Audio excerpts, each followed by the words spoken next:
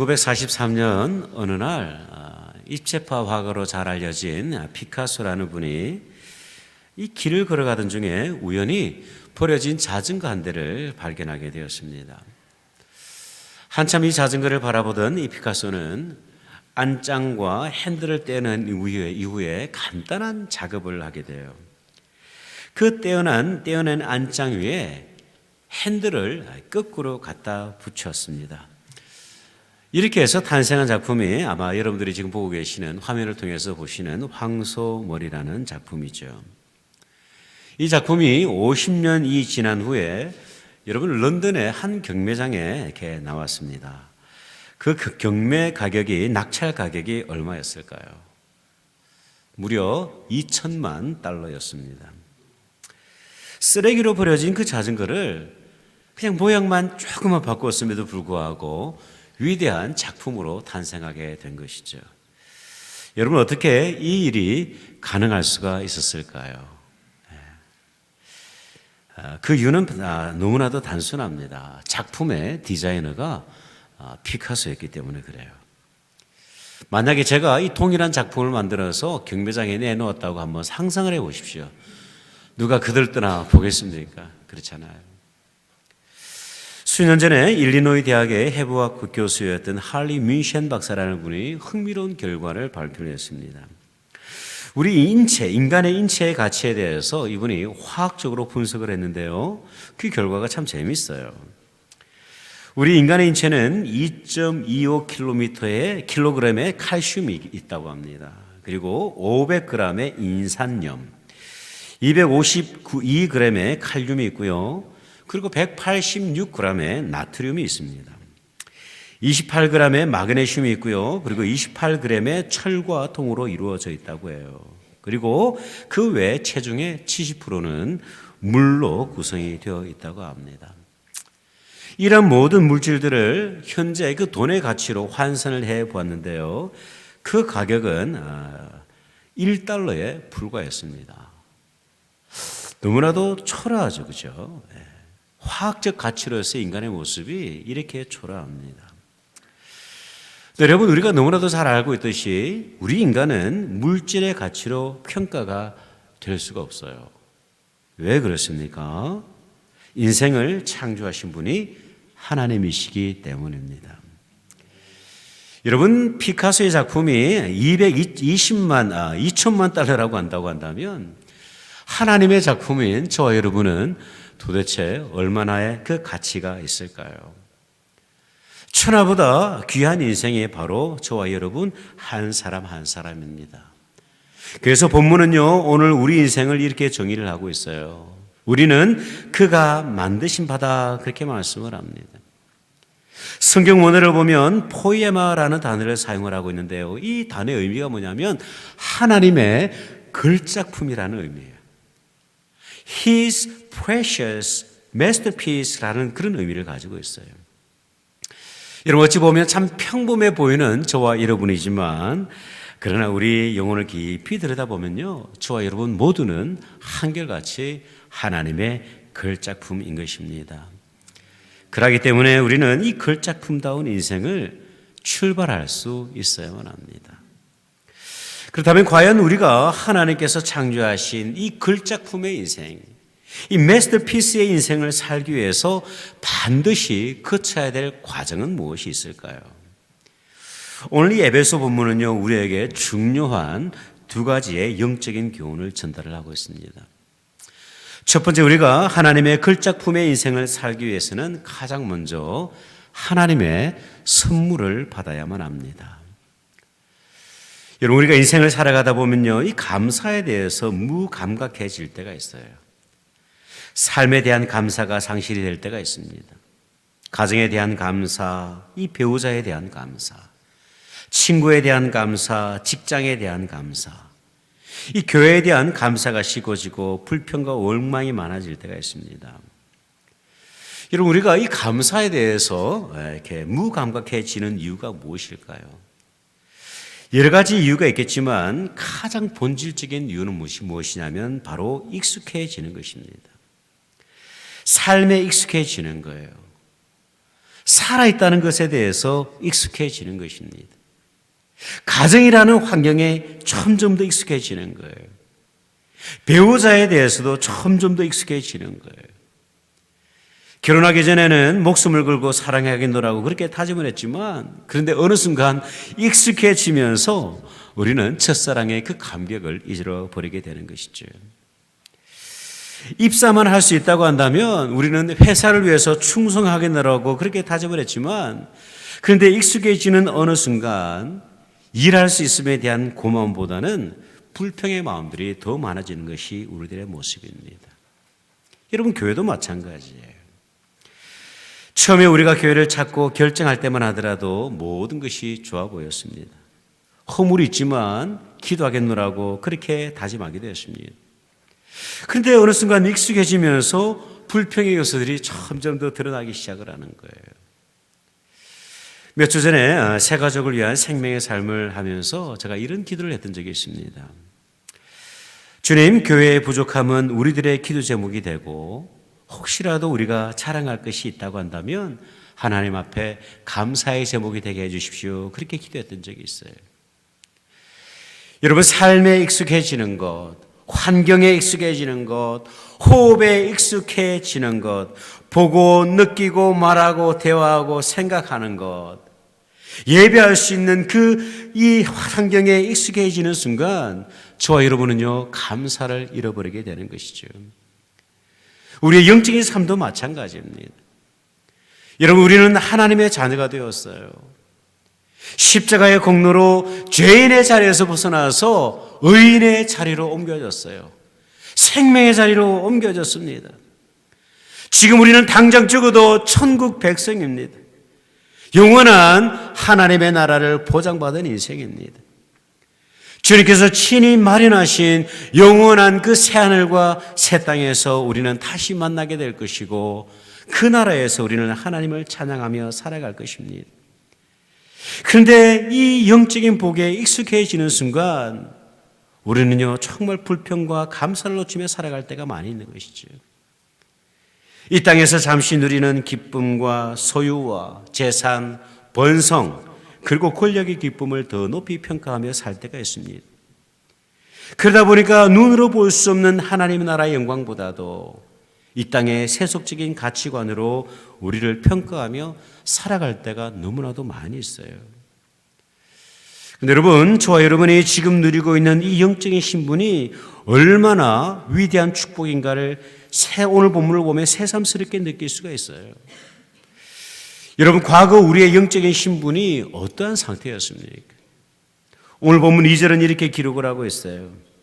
그때에, 다시 말하면 예수의 보혈로 거듭나기 이전에 그때에 너희는 그 가운데 생하여 이 세상 풍조를 따르고 공중의 권세 잡은 자를 따랐으니 곧 지금 불순종의 아들들 가운데서 역사하는 영이라.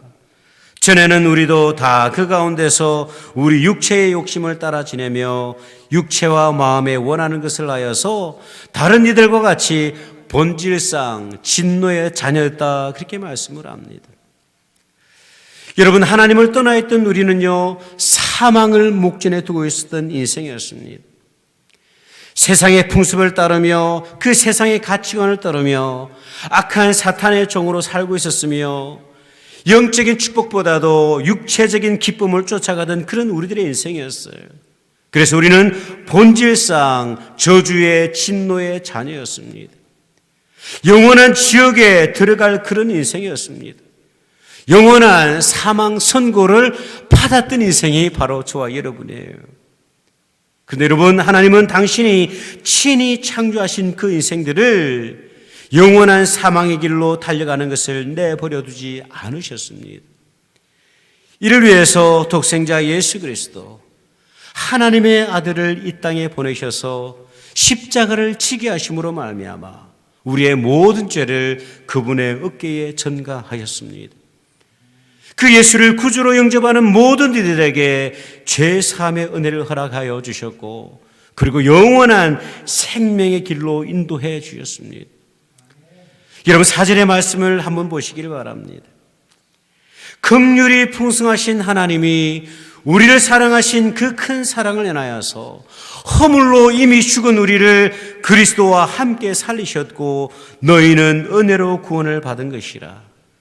또 함께 일으키사 그리스도 예수 안에서 함께 하늘에 앉히셨다 말씀을 하고 있어요. 여러분, 죄인이었던 우리의 운명은요, 영원한 지옥의 형불로 가는 것이었습니다.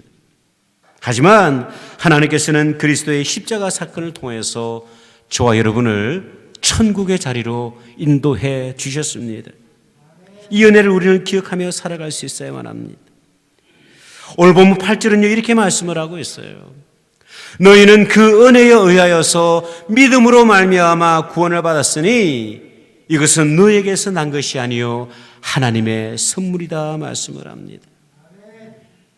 독생자를 희생시키심으로 말미암아 우리에게 놀라운 구원의 은총과 구원의 놀라운 선물을 허락하신 것이죠. 여러분, 이 선물을 꼭 받아야만 합니다. 이 선물을 받지 아니하고서는 우리는 하나님의 걸작품의 인생을 시작을 할 수가 없어요. 걸작품처럼 인생을 살아가지만 그러나 모조품에 불과한 것입니다. 여러분, 선물을 정성스럽게 준비했지만 외면당해 보셨던 그런 경험이 있으십니까? 저에게는 쓰라린 경험이 있습니다. 한 달 동안 40여 통의 편지를 써서 사랑하는 여인에게 편지를 발송했던 적이 있습니다. 마음의 문을 열지 않는 그 여인을 향하여서 제가 할 수 있는 최선의 선물을 준비를 했어요. 그렇게 보냈습니다. 그런데 그렇게 발송한 편지는 단 한 통도 아내의 손에 도착하지를 않았습니다. 알고 보니까 지금의 채영이 그 편지를 압수해가지고 소각을 시켜버린 거예요. 네. 제 안에 거절의 상처가 무척 깊었습니다. 그 상처가 얼마나 깊었는지 아직도 그 채영에 대한 섭섭한 마음이 제 마음 가운데 남아있어요. 여러분, 우리가 하나님의 걸작품으로 살기 위해서는요, 예수 그리스도를 통하여서 베푸시는 그 구원의 선물을 감사히 받아야만 합니다. 이것을 시작으로 우리는 진정한 하나님의 걸작품의 인생을 시작할 수가 있는 거예요. 두 번째, 우리가 하나님의 걸작품의 인생을 살기 위해서는 또한 하나님의 마음을 알고 있어야만 합니다. 여러분, 우리가 하나님의 선물을 받았습니다. 그리스도를 선물로 받았어요. 그렇다면 하나님께서 여러분 이 선물을 우리에게 허락하신 이유가 무엇일까요? 이 선물에 담긴 그 하나님의 마음과 하나님의 기대를 저와 여러분이 반드시 알아야만 합니다. 그 하나님의 기대가 오늘 본문 7절과 10절에 그대로 기록이 되어 있어요. 7절의 말씀을 한번 보십시오. 이는 그리스도 예수 안에서 우리에게 자비하심으로써 그 은혜의 지극히 풍성함을 오는 여러 세대에 나타내려 하심이라. 10절을 보십시오. 우리는 그가 만드신 바라 그리스도 예수 안에서 선한 일을 위하여 지으심을 받은 자니 이 일은 하나님이 전에 예비하사 우리로 그 가운데서 행하게 하려 하심이니라. 여러분, 하나님께서 저와 여러분에게 선물을 허락하신 이유가 있습니다. 저와 여러분을 구원하신 이유가 있어요. 그것은 단순히 우리가 구원받은 하나님의 자녀의 신분에 머물러 있는 것이 아니라 다가올 여러 세대를 향하여서 하나님의 사랑을 전하기 위해서입니다. 오늘날 많은 그리스도인들이 방향을 잃어버리고 있어요. 방향을 잃어버렸다기보다는 사실은 정체되어 있다는 표현이 정확할 것이라 생각이 듭니다. 구원받은 이후의 삶의 목적과 그 방향을 상실하고 있는 거예요. 내가 받은 그 구원에 안주하면서 오늘 하루 잘 먹고 잘 살고 자녀들 건강하고 남들에게 아신소리 듣지 않을 만큼 돈을 벌고 자녀들에게 남겨줄 수 있는 어느 정도의 재산을 준비를 하고 그렇게 살다가 인생의 어느 시점이 되면 이 땅을 떠나서 천국에 가는 것으로 그렇게 살아가는 것이 보편적인 그리스도인들의 인생의 모습이에요. 근데 여러분, 하나님께서 우리를 구원하신 이유는 세상을 하나님 앞으로 인도하는 거룩한 일에 부르셨다는 사실입니다. 여러분, 다음 세대를 향하여서 우리가 정말 혼신의 힘을 기울여야 될 이유가 바로 여기에 있다고 생각이 듭니다. 여러분, 우리의 자녀들이 경험하고 있는 세상은요, 우리가 지나왔던 그런 시대적인 환경과 전혀 다른 세상을 살아가고 있습니다. 이 말씀을 통해 배운 가치관과 세상의 교육을 통해서 배운 가치관들이 정면 충돌하고 있어요. 말씀은 동성애가 잘못된 것임을 분명히 기록하고 있음에도 불구하고 학교에서는 그것이 정상적인 행위로 교육을 받고 있는 상황 가운데 있습니다. 심지어 이 말씀의 가치를 따라 존중하며 살아가게 될 때에 우리의 자녀들은요, 학교에서 왕따를 당해야만 하는 그런 상황 가운데 있습니다. 며칠 전 큰딸 사랑이가 다니는 그 고등학교에서 총기 사고가 있었습니다. 제가 뉴스를 듣는 즉시 학교에 있던 아이에게 정말 놀라서 전화를 했어요. 그런데 전화를 했더니 전화를 안 받고 텍스트로 오는 거예요. 왜냐하면 학교에서는 전화 통화가 안 되고 텍스트만 이렇게 허용이 되었어요.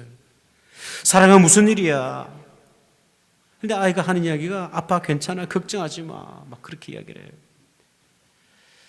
근데 여러분, 어찌 아빠가 걱정이 안 되겠습니까? 너무 속상하기도 하고 일단 화가 막 나는 거예요. 그래서 텍스트를 보냈어요. 사랑아, 도저히 안 되겠어. 우리 당장이라도 학교를 옮겨야 될 것 같아. 근데 여러분, 사랑에게서 텍스트가 다시 왔는데 이 아이가 이런 답장을 해요. 아빠, 절대 안 돼. 나 학교 안 옮길 거야. 내가 전학을 간다 한들 다른 학교인들은 안전하겠어, 그러는 거예요. 여러분, 아이의 대답이 너무 슬프지 않습니까? 여러분, 이런 시대적인 환경 속에서 저와 여러분이 반드시 붙들어야 될 것이 있는데 그것이 바로 복음입니다.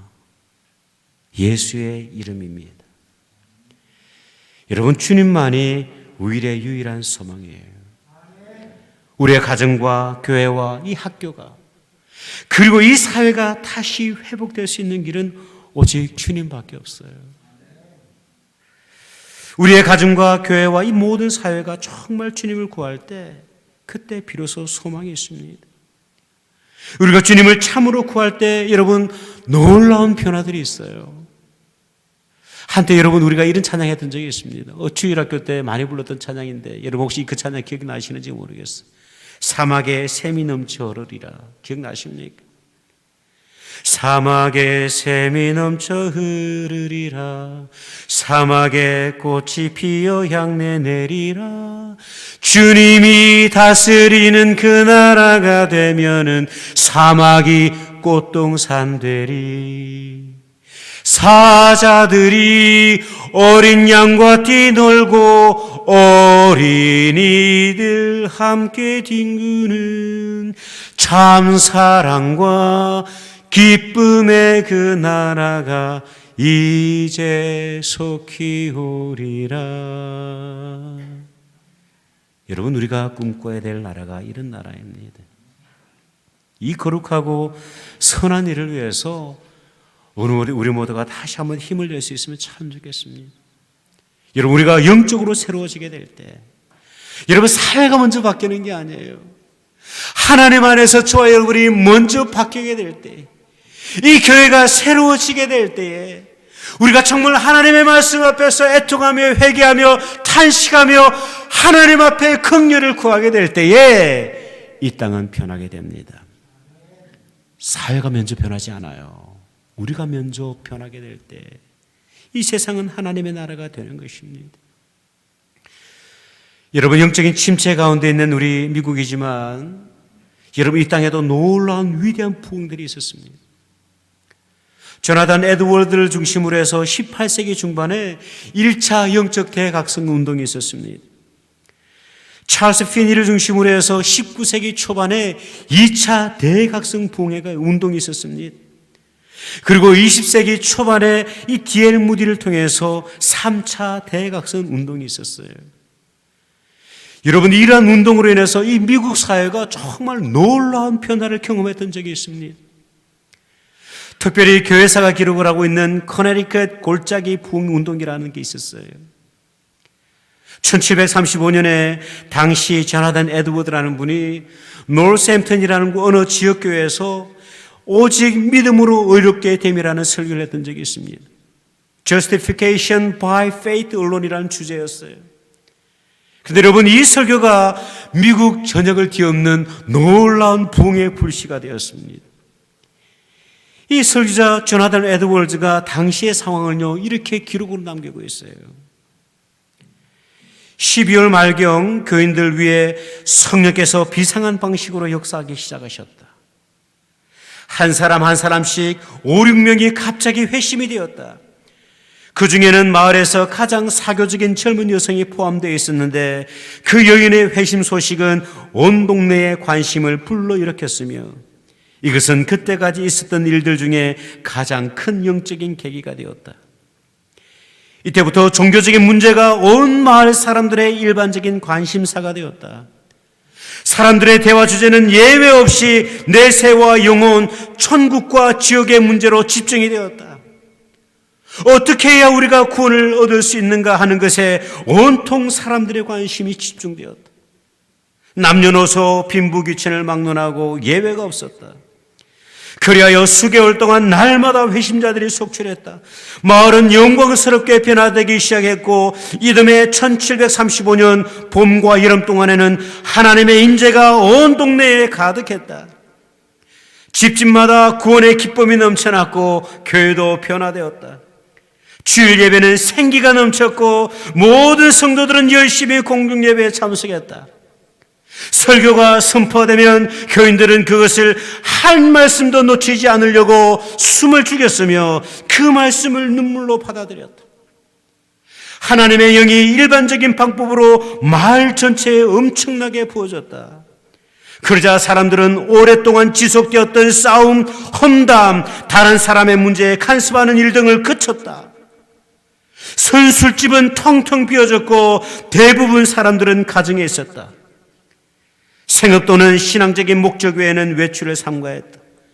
여러 면에서 매일이 주일처럼 보였다. 유흥가는 바뀌어졌고 그곳은 더 이상 선술집이 아니었다. 그때 공공집회는 무척이나 아름다웠다. 하나님의 말씀이 선포될 때마다 집회는 눈물바다가 되기 일쑤였다. 슬픔과 괴로움의 눈물도 있었지만 사랑과 기쁨의 눈물도 있었다. 또 이웃의 영혼에 대한 관심과 연민의 눈물도 있었다. 우리의 찬양에는 엄청난 생동력이 있었다. 우리는 찬송가로 선율로 거룩한 아름다움으로 하나님께 예배 드렸다. 여러분, 이런 부흥이 사모되지 않으십니까? 우리 교회 가운데, 우리 가정 가운데, 우리가 살아가는 모든 영역 속에 하나님의 통치와 하나님의 나라가 이루어질 수 있다고 한다면 여러분 얼마나 기쁘고 감격한 그런 인생을 시작할 수가 있겠습니까? 저는 최근 영상을 통해서 필라델피아에서 일어나고 있는 그 상황을 매일같이 지켜보고 있습니다. 켄싱턴 다운타운에서 벌어지고 있는 처참한 현실을 보면요, 정말 탄식할 수밖에 없어요. 그 켄싱턴 다운타운에는요, 남녀노소 피부색에 상관없이 마약에 취한 사람들이요, 길거리에서 지금도 마약을 주사기로 마약을 서로 놓아주면서 그 다운타운에 사람들이 몰려들기 시작을 하고 있어요. 젊은 사람들이나 백인이나 흑인이나 상관없이 모두들 길거리에 나와서 휘청휘청하고 있어요. 마약에 중독된 어떤 사람들은요, 그냥 서가지고 고개를 땅에 처박은 채 그렇게 마치 동상처럼 그렇게 하루 종일 서 있습니다. 공공단체들이나 경찰도요, 공권력도 더 이상 통제 불능이 되어버렸어요. 하나님의 형상을 따라 지원받은 그 인생들이 사단의 노리개가 되어서 그렇게 살아가고 있는 것이죠. 여러분, 우리가 이들을 품을 수 있으면 참 좋겠습니다. 우리가 복음을 위해서 참으로 헌신할 수 있으면 참 좋겠어요. 여러분, 그들은 하나님의 형상을 따라 지원받은 위대한 걸작품이에요. 그렇게 살아갈 인생들이 아닙니다. 그렇기 때문에 우리의 기도가 필요하고 우리의 눈물이 필요하고 우리의 희생이 필요한 것입니다. 그들이 다시 복음을 듣고 죽은 영혼이 회복이 되어서 다시 일상 속으로 돌아올 수 있도록 우리가 함께 헌신할 수 있으면 참 좋겠어요. 하나님의 거룩한 영생을 다시 회복하여서 하나님의 자녀로 다시 태어날 수 있도록 우리가 기도하며 우리가 도와야 할 것이라 생각합니다. 우리 모두는 하나님의 걸작품입니다. 예수 그리스도의 십자가 사랑을 입은 하나님의 자녀들이에요. 그러나 여러분, 여기서 만족하지 아니하고 하나님의 마음, 하나님의 기대를 우리가 헤아림으로 말미암아 우리의 시선을 올려서 잃어버린 세상을 주목할 때입니다. 저 여러분 또한 주님의 몸된 우리 교회가 이 선한 일을 믿음으로 준비할 수 있으면 참 좋겠어요. 물질이 필요하다면 그 물질을 준비하고, 희생이 필요하다면 희생을 준비하고, 그들에게 기도가 필요하다고 한다면 기도를 준비할 수 있는 우리 공동체가 되었으면 좋겠습니다.